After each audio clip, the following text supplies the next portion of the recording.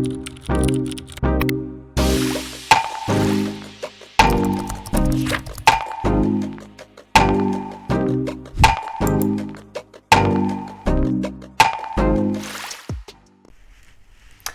everyone, welcome back to another video from ThisKindaGirl.com, the home of smart and sexy swinger advice.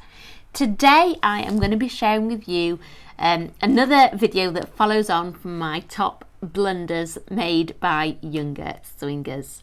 If you haven't done already, do please hit the subscribe button and the like button if you like this video, and do please check me out at ThisKindaGirl 2020 on Instagram, and also check out my site ThisKindaGirl.com, where you will find all of my very best smart and sexy swinger articles.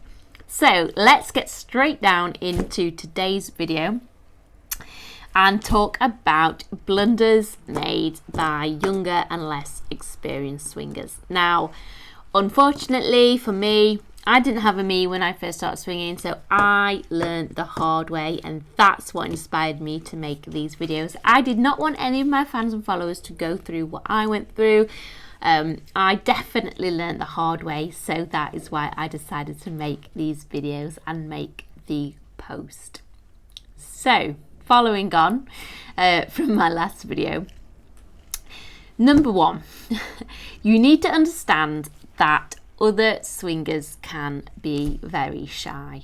Being bold and making the first move can be very daunting.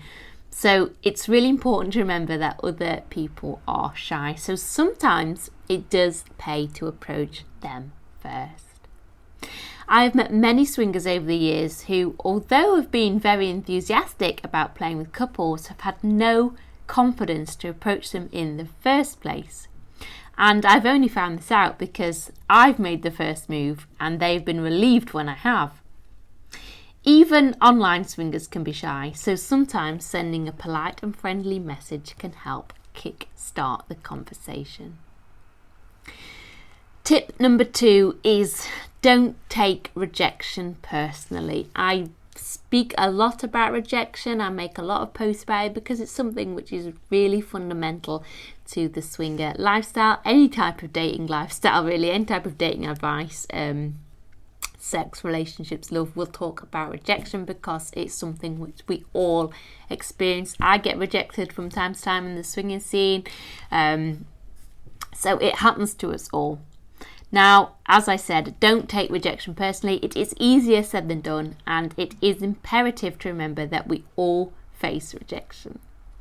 You can't please everyone. The only thing you can do and should do is, if when you're rejected, is accept it and move forward. When we are rejected, the next course of action, or the easiest thing to do, is to criticize ourselves and then pursue the person rejecting us to find out why. Now, neither of these behaviors is helpful. I know it's tempting to do, and sometimes we do it without meaning to, but it's really not helpful. If someone isn't interested in you, then they shouldn't have to justify why it is they're not interested. Pushing them for an answer is just going to make them feel even more uncomfortable. So the best thing you can do is just accept it and move on. You don't have to be negative towards them. You don't have to be rude about it. You don't have to say anything. You just have to brush it aside and move on. And don't let it put you off the lifestyle either, because for every person that rejects you, there's 10, 20 more out there who do want to meet you and play with you. So another top tip is don't expect too much from other swingers. Now, we all have lives to lead, and some people's situation is different to our own. Many couples have kids and busy home lives, so for them, swinging is something that needs a lot of forward planning. I have found that some people are happy to meet for a vanilla date and then meet to swing again, but they don't wish to remain overly chatty in between those times because perhaps they have kids, they have very demanding jobs, they have home lives which are really demanding. You don't know what's going on. So again, don't be surprised if people, you meet and you have a great time and you swing, but that's it. I'm not saying you shouldn't build up rapport with them, but just don't kind of let the two things interfere too much. A lot of people do like to keep their vanilla life separate to their swinger life, so you should always respect other people's wishes and understand that they can't commit at short notice. Now, another top tip, and I think this is something that everyone out here has done at some point. Don't have too much to drink, guys and girls. One that we've all been guilty of when starting swinging. It can be so easy to have too much to drink, especially if you are feeling a little bit nervous. I have been there. I know what it's like to be at a party. You're nervous, you're not feeling very confident, so you have a few drinks, you have another one. Before you know it, it's 12:30 a.m. and you've got a banging headache and you're drunk. A few drinks are fine, but I always pace myself and have a soft drink in between. No one wants to play with people who are too drunk and slurring their words. Don't do it. I know it's tempting, I know it's easily done, but don't do it. Now, another top tip is don't always expect play. This is something that I come across very frequently in my own swinging experiences, and also on ThisKindaGirl.com. People write to me and they ask me this. Many people believe that simply because they're at a swingers party or swingers event, they will automatically be able to play with other swingers. There is a lot more to swinging than simply turning up at the door or simply entering a club or party. I often see people growing frustrated and even impatient when they're in a club and they aren't involved in the action. Being a successful swinger is a combination of many things. How you approach others, what you're looking for, what you can offer people, and how you interact with people. Don't just turn up at a club and automatically presume that's it, you've done the hard work. Yes, you're at the club. Yes, you're there. Now the hard work begins. Trust me when I say this. It's not as easy as turning up at a club and just people will just automatically play with you and you can just do whatever. It's really not like that, and that's very unrealistic.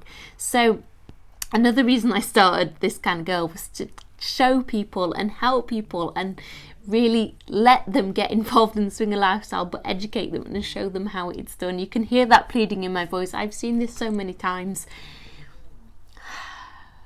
There's so much more to it than simply turning up at a club and just clicking your fingers and expecting it to happen. But honestly, I have seen this happen. So don't just turn up and expect it to happen. Now, my last one, this one happened to S and I fairly recently when we were chatting to a couple. So this is essential, and it's one that I have, as I said, experienced very recently. So we met a couple online and we were chatting to them. We had similar interests to our own, and we got on very well. We had a vanilla kind of online date with them, and it was all going well. It was nice. We ended it by saying that we'd like to meet up with them again in a few weeks. Had a group chat, chatting a few times in the week. So yeah, it was all normal, all by the book, all above board, etc., etc. And then out of nowhere, the guy from that couple announced that he and his girlfriend had had a massive fight and were now sleeping in separate beds, and they were no longer talking. But don't worry, it had nothing to do with swinging. So S and I, being the experienced swingers that we were not convinced on this, and we decided to call time on the group chat. Now, regardless of whether their falling out was to do with swinging or not, the fact that they shared that with us, which was none of our business, we didn't need to know that, it didn't fill us with confidence. Now, we all argue from time to time, we all fall out. We all have disagreements in our relationships. We all have times when we're not getting along. This is completely normal. But I'm not sure why they felt the need to share that. And for us, it just really did concern us and worry us that there was more to it. And for them to not be sleeping in the same bed is really, for me personally, that's very drastic. And it didn't fill us with confidence. And we didn't understand why they felt the need to air their dirty laundry in public. Although we were very sympathetic and we were very polite, we just did not feel comfortable playing with them. So If you're in a club and you're fighting and falling out, or if you're on a part of a group chat and you're fighting and falling out, or there's something happened, then simply take some time out. You don't need to explain it. You don't need to go into detail. If you're not feeling comfortable within the group chat or within the situation, or something's happening, just take time out and discuss it amongst yourselves, and fight and fall out, but do it, but don't involve other people and don't let them know, because now we don't want to meet up with that couple and we don't want to, continue because we're not feeling comfortable. So it can have a very detrimental effect. I do hope you've enjoyed this video. I hope it's given you an insight into some of the blunders that younger swingers make and less experienced swingers make. Do please join me next time, where I will be sharing another video with you. Bye.